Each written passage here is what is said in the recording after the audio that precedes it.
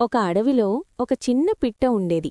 అది ప్రతిరోజూ చెట్లమీద ఎగురుతూ సూర్యకాంతిలో ఆడుకుంటూ ఎంతో సంతోషంగా గడిపేది. కాని ఒక సమస్య మాత్రం ఉండేది. దానికి గూడులేదు. ఒకరోజు మబ్బులు కమ్ముకున్నాయి. కొద్దిసేపటికి గాలి గట్టిగా వీచి వాన కురవడం మొదలయింది. పిట్ట ఒక్క చెట్టు కొమ్మపై వణుకుతూ నిలబడింది. నీరు దానిని పూర్తిగా తడిపేసింది. అప్పుడు పిట్ట తనతోనే అనుకుంది, ఇలా వణుకుతూ ఉండటానికి బదులుగా నాకొక గూడు ఉండాలి.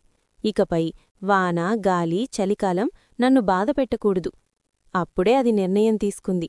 నేడునుంచి నేను గూడు కట్టడం మొదలుపెడతా. మరుసటి ఉదయం పిట్ట చిన్న చిన్న కట్టలు, మృదువైన ఆకులు, పొదల్లో దొరికిన గడ్డి తరిమితెచ్చింది. మొదట్లో గూడు కట్టడం చాలా కష్టంగా అనిపించింది. కట్టలు ఊగిపోతుండేవి, ఆకులు జారిపోతుండేవి. పిట్ట కొంత నిరుత్సాహపడింది. కాని వెంటనే తానే చెప్పుకుంది, మొదటిసారి కాబట్టి తప్పవుతోంది. ఓపికగా ప్రయత్నిస్తే తప్పకుండా సాధిస్తా. రోజులు గడిచాయి. ప్రతిరోజూ కొంచెం కొంచెంగా కట్టెలు తీసుకువచ్చి జాగ్రత్తగా అమర్చింది. చెట్టు కొమ్మల మధ్య సురక్షితంగా ఉండేలా గూడు ఆకారం మార్చింది. చివరకొకరోజు అది అద్భుతమైన గూడయ్యింది. చిన్నిపిట్ట గూడు లోపల కూర్చుని ఎంతో ఆనందించింది.